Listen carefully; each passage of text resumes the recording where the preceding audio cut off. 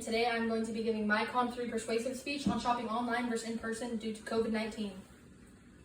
About 8 to 9 months ago, we were hit with this worldwide virus that caused the world to go into full panic and shutdown mode. That meant that kids couldn't go to school and do their daily activities like they were used to. They had to come home and do their schoolwork here.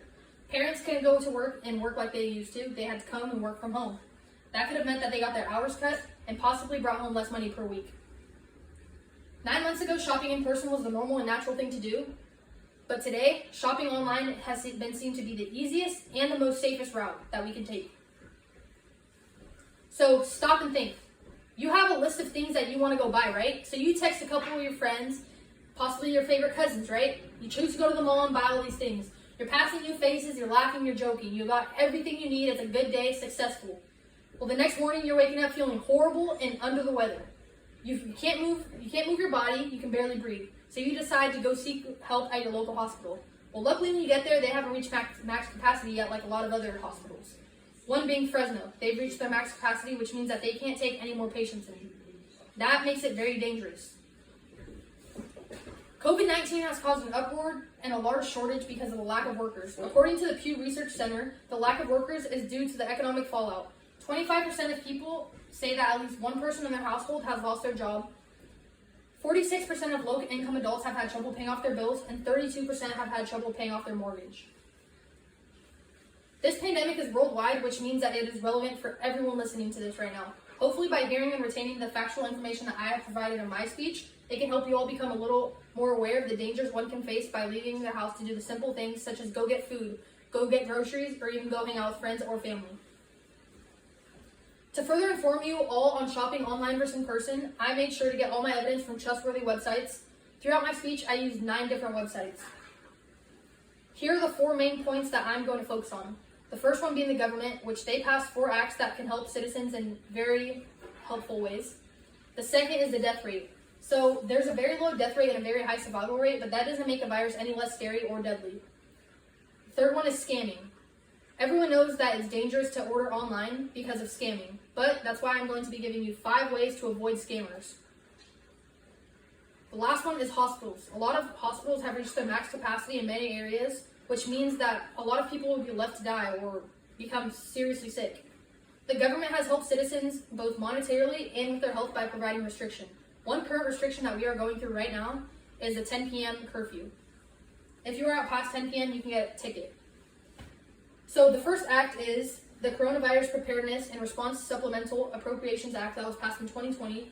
This bill provides $8.3 billion in emergency funding for federal agencies to respond to the coronavirus outbreak.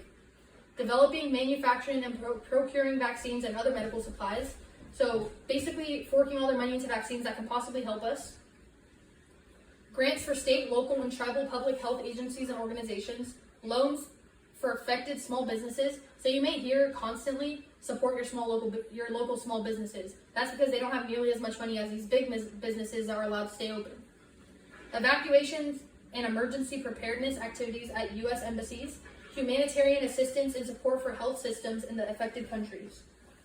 The second act is the Families First Coronavirus Response Act, and this is from the U.S. Department of Labor.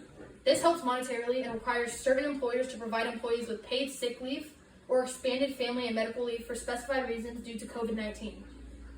So let's say, for example, your dad has a coronavirus and is on his deathbed, so you have to travel to his state to go see him.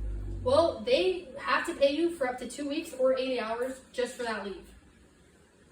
The third one is the Coronavirus Aid Relief and Economic Securities Act, which is also called the CARES Act, and this is from the Department of Treasury. This provides fast and direct economic assistance for American workers, families, and small businesses, and it preserves jobs for our American industries. The last one is a Paycheck Protection Program and Healthcare Enhancement Act, according to the U.S. Senate. This provides $484 billion of additional funding to replenish the supplement key programs under the CARES Act, including the Paycheck Protection Program, small business disaster loans and grants, hospitals and healthcare providers, and for testing. So here are the death rates for ages 10, 25, 55, and 85. For age 10, it's a 0.002% chance of dying. Age 25, it's a 0.01% chance. And at age 55, your chances increase a little bit, and it goes to 0.4% chance. And at age 85, you have a 15% chance of passing away due to the coronavirus. The increase in rate as age also increases is due to the underlying health issues. So at age 85, you have a lot more health issues than a 15-year-old or a 25-year-old. So your chances of possibly passing away are going to increase. Just because you live through the coronavirus doesn't mean that it can't affect you 20 years down the road. It has been proven that it can affect you later on in the future. So from March to December in the US, there has been 1.26 million cases and about 20,000 deaths. It may not sound like a lot of deaths compared to 1.26 million people, but it's thousands of deaths happening every day. So it's a risky business when you decide to go out for your local things. Wearing a mask does not guarantee that you will not catch the virus. When going shopping, you may not realize, but there are so many things that you can touch. For example, let's say you go to the mall and you go to buy a shirt, you try on the shirt. Well, you get a fuzzy in your eye, so then you go and touch your eye and get the fuzzy out. That's an easy way of transmitting the virus. So the downfall of shopping in person. There's a limited capacity, which means that you can be waiting in a line for a long hour, or some people may not even follow it, so you'll be around tons of people. A lot of people don't remain their 6-foot distance like they're supposed to. There's a lack of products because workers, like I said, are being laid off, their hours are being cut, or they're not making as much money, which means a lack of motivation. There's a risk of touching cash. That could lead to easily transmitting the disease if you touch something else, or if you touch your face or eyes. So it can even be transmitted with a credit card, but that's why online you only touch your card and you don't have to touch anything else. The benefits for shopping online. You get the first look at the newest items. Not all stores get the newest things because only certain big stores get them. You don't have contact with strangers, so you basically have 0% chance of catching the virus from a stranger because you're at home only around the people you know, that if they haven't left, you have 0% chance. You don't touch money, and you can use your card online, so you don't have to touch other people's money. You don't have to touch the card machine that other people have used. You don't need to leave the house for anything. And you can watch your kids / do schoolwork, so you can stay responsible while multitasking. The importance of websites. Phishing is a huge thing that we see nowadays. There's a lot of fake websites that will take either your personal information, credit card information, and will charge money to your card all the time. It happens every day. So this is how fraud websites get people to disclose sensitive and important information, like credit card information or your home address.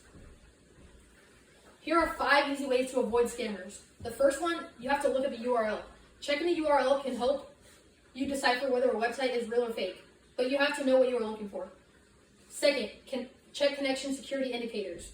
This is what you first type in when looking for a website. For example, HTTP is good, HTTPS is fake.